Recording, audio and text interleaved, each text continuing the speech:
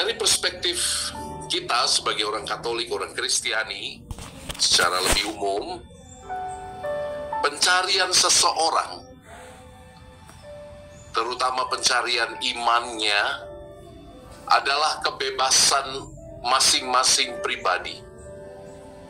Dan kita hargai kebebasan mereka yang memilih jalan yang berbeda dari kita. Namun, itu tidak menghalangi kita untuk mengatakan kepada saudari-saudara influencers atau siapapun yang mualaf. Penghargaan itu tidak menghalangi kita untuk mengatakan, kami menunggumu di rumah. Kami menunggumu kembali, kami menunggumu pulang. Kami menunggumu untuk kembali merasakan pengenalan akan salib Kristus. Kami menunggumu untuk kembali makan roti Ekaristi yang sama. Kami menunggumu pulang. Jadi sembari kita menghargai keputusannya, kita tetap boleh mendoakan dan berharap. Pindah agama itu bukan soal kebenaran pertama-tama. Kadang-kadang seseorang berpindah iman ke server sebelah itu karena merasa lebih damai, merasa lebih didukung, merasa menemukan komunitas yang lebih suportif. Tapi ini yang mau katakan, ketenangan batin, damai sejahtera memang adalah buah Roh Kudus, tetapi itu bukan satu-satunya ukuran. Bukan satu-satunya tanda perjumpaan yang sejati dengan Allah. Jadi kalau ada yang pindah iman lalu mengatakan, oh saya di sana lebih bertumbuh, saya di sana lebih merasa damai, ya kita hargai. Tapi ingat baik-baik, sama seperti iman itu bukan sensasi dan bukan sekedar perasaan, Romo juga mengingatkan bahwa belum tentu rasa damai itu adalah tanda dari perjumpaan yang sejati dengan Allah. Iman Katolik, iman Kristiani tidak diukur dari kenyamanan. Capek deh. Iman Kristiani itu bukan iman yang gampangan, bukan iman yang murahan. Iman Kristiani itu ukurannya bukan kenyamanan, bukan perasaan damai. Ukurannya bukan itu. Ukurannya adalah perjuangan terus-menerus dengan cinta pada manusia tersalib. Itu ukurannya, perjuangan terus-menerus untuk mencintai manusia tersalib. Jadi, saya bisa mengerti kalau pindah agama lalu merasa damai, nyaman, merasa seperti ada yang ditemukan gitu ya. Ya kita hargai aja. Kan perasaan orang, hak-hak dia dong merasakan itu. Tapi sekali lagi saya mau katakan, iman Kristiani barometernya bukan perasaan damai saja loh. Walaupun Santo Paulus mengatakan itu adalah tanda dari kehadiran Roh Kudus. Tapi itu bukan satu-satunya. Karena apa? Dalam hati yang bergumul sekalipun, bisa jadi seseorang dengan setia memanggul salibnya, dan dalam keringat, dalam air mata, dalam rasa kering, saat doa tidak terasa apa-apa, justru itu tanda komitmennya, justru itu tanda perjumpaan dengan Allah yang hadir dalam manusia tersalib. Itu ya, jadi kalau kamu cari nyaman, kalau kamu cari, kayaknya nyaman deh masuk gereja Katolik, kamu keliru. Kayaknya nyaman deh masuk Kristen, kamu keliru. Semakin masuk dalam iman Kristiani, semakin kita akan berjumpa dengan misteri Allah yang mencintai kita dalam jalan penderitaan. Bukan karena orang-orang Kristiani itu rada-rada sadistis atau masokis, enggak, kita itu bukan karena gangguan psikologi. Karena di mana-mana banyak pasang salib dengan korpusnya.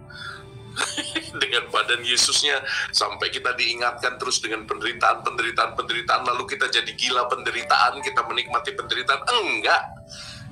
Enggak. Kenapa kita berfokus pada manusia tersalib? Karena itulah ukuran iman kita. Setia mencintai sang manusia tersalib dalam jalan salib kita yang kecil ini. Jadi, Romo berharap stop bullying mereka yang sudah pindah iman. Pindah agama lah tepatnya. Stop bullying mereka. Hargai kebebasan mereka. Hargai pencarian mereka. Doakan, itu jauh lebih baik. Doakan di dalam hatimu. Semoga pada satu ketika ada masa di mana mereka melihat kembali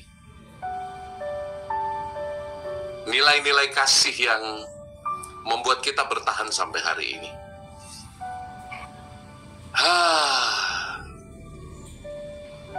Salib itu jalan cinta yang gak populer, makanya dikatakan toh oleh Santo Paulus, kami memberitakan Kristus yang disalibkan, untuk orang Yahudi batu sandungan, dan untuk orang bukan Yahudi suatu kebodohan. Dari surat pertama Rasul Paulus kepada jemaat di Korintus bab 1 ayat 23. Salib itu kebodohan karena apa? Allah begitu mencintai kita sampai terlihat bodoh. Yohanes 15:13, tidak ada kasih yang lebih besar daripada seorang yang memberi nyawa bagi sahabat-sahabatnya. Kasih yang sedemikian besar dalam salib itu asing bagi dunia. Asing bagi orang-orang yang tidak mengenal secara utuh iman Kristiani. Asing. Dunia dengan pelbagai pahamnya menginginkan kemenangan yang cepat, jawaban yang logis, rasa nyaman. Sementara salib menawarkan cinta yang sepi, menawarkan kita untuk berdamai dengan luka-luka kita, memberi pipi kanan saat ditampar pipi kiri, kebaliknya. untuk berjalan sejauh 2 mil ketika diminta berjalan sejauh 1 mil, untuk memberikan juga jubah kita kalau diminta baju kita.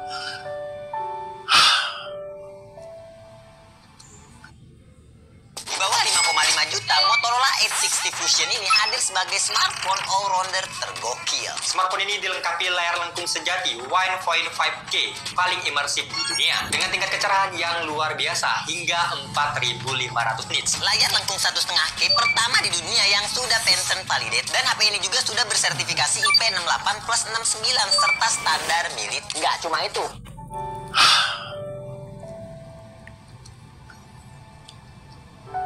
Salib itu bukan untuk dimengerti sepenuhnya. Salib sebagaimana cinta harusnya diresapi seutuhnya dengan hati baru sampai kepada akal. Maka ada banyak hal dalam iman Kristiani yang tidak bisa diserap oleh logika. Ada banyak hal yang kita namakan misteri iman. Dan itulah indahnya iman Kristiani. Tidak semua hal harus dapat kita serap dengan otak kita yang beratnya 2 atau 3 kilogram ini. Tidak bisa, tidak mampu kita menyerapnya. Jangan-jangan kalau kita sudah mengerti semuanya, kalau kita sudah mengerti sebab akibat urutan logisnya, jangan-jangan Allah kehilangan pesonanya karena misterinya tidak lagi dapat menarik hati kita. Jangan-jangan kita sendiri yang bermain inferensi logis, karena A maka B, dan karena A adalah sebab dari B, dan B adalah sebab dari C, maka A adalah sebab dari C. Inferensi logis macam itu penting di dalam beriman, karena iman tanpa akal budi adalah buta, tapi ingat, akal budi tanpa iman adalah sombong. Jangan-jangan kita yang beriman dengan berpayah-payah menemukan pembenaran-pembenaran dari dalil-dalil iman kita, kita berusaha untuk menjadikan iman kita masuk akal seluruhnya, yang terjadi pada banyak debat teman-teman sebelah itu. Siapa sih namanya, Om Dondi ya? Aduh, mengambil sepotong ayat kitab suci kita, menyambungkannya dengan begitu saja tanpa kritik teks, tanpa kritik historis, tanpa 4 langkah penafsiran, tanpa secara literally diambil sepotong, seolah-olah dibuat kitab suci kita tidak logis, tidak masuk akal. Ya namanya juga bukan kitab sains, namanya kitab suci. Kesuciannya terletak bukan pada benar atau tidak historinya, kesuciannya tidak terletak pada nyambung atau enggak urutan berpikirnya. Kesuciannya terletak pada apa? Pada misteri, pada cinta yang kadang-kadang nggak bisa dimengerti. Dan Tertullianus, sejarawan gereja yang terkenal itu, dalam De Carne Christi itu ya dia tulisannya mungkin tidak tepatnya begini, karena ini juga salah satu tanggapan yang disimplifikasi dalam tulisannya. Dalam De Carne Christi, dia punya adagium ya, yang dipercaya oleh banyak orang itu, credo quia absurdum. Aku percaya karena tampaknya absurd. Absurd bahwa Allah pencipta masuk dalam tata ciptaan menjadi manusia dalam diri Yesus. Absurd, tidak bisa dibayangkan. Dia yang datang dari bintang-bintang turun menjadi manusia sama seperti kita, mengambil rupa seorang hamba, kata Santo Paulus. Nggak bisa dimengerti. Bukan hanya sebagai hamba, dalam keadaannya sebagai hamba dia rendahkan diri dengan mati di kayu salib, gitu kan. Salam saudara-saudara yang diberkati oleh Tuhan. Baru saja kita menonton video tadi.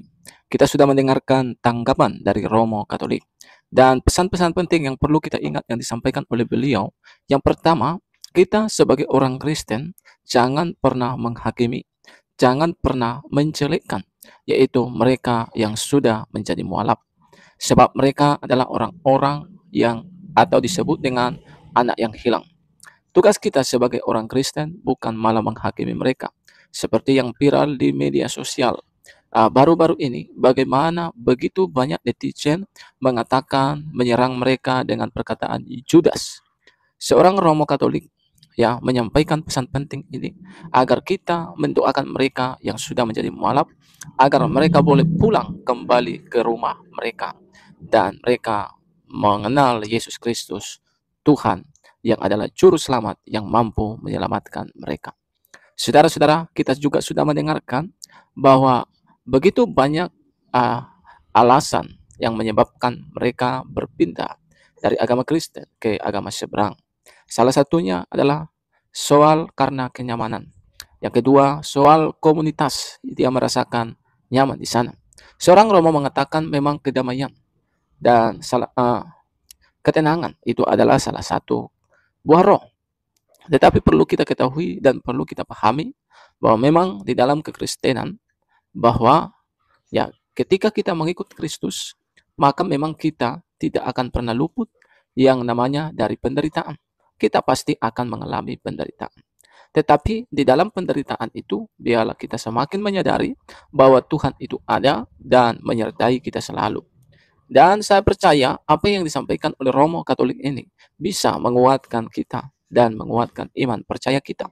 Yang kedua, pesan dari Romo Katolik, ya bagaimana beliau tadi sempat menyinggung sedikit tentang Duntitan, yang mana kita tahu Duntitan ini adalah seorang mualaf. Dan kita yakin dan percaya tidak semua mualaf seperti ini. Yang mencari masalah adalah Duntitan ini ketika dia meninggalkan agama Kristen dan masuk ke agama seberang, dia malah mengutip ayat Alkitab sepenggal-penggal, lalu mempelintirkan ayat Alkitab tanpa mengerti apa konteks dari isi ayat Alkitab yang dipotongnya tersebut. Nah, saudara, ini kiranya boleh menjadi teguran bagi mereka yang merasa diri mengerti Alkitab, ya, yang merasa diri paham Alkitab, tetapi sesungguhnya mereka tidak paham dan tidak mengerti. Pesan ini bukan hanya kepada seorang Duntitan, tetapi juga terhadap mereka siapa saja yang suka mengutip ayat Alkitab lalu mempelintirkannya tanpa pengertian dan pengetahuan yang benar. Nah, teman-teman, kiranya video yang saya bagikan ini boleh memberikan kepada kita pelajaran penting dan video ini boleh mengedukasi. Tuhan Yesus memberkati. Salam, sampai jumpa di video selanjutnya.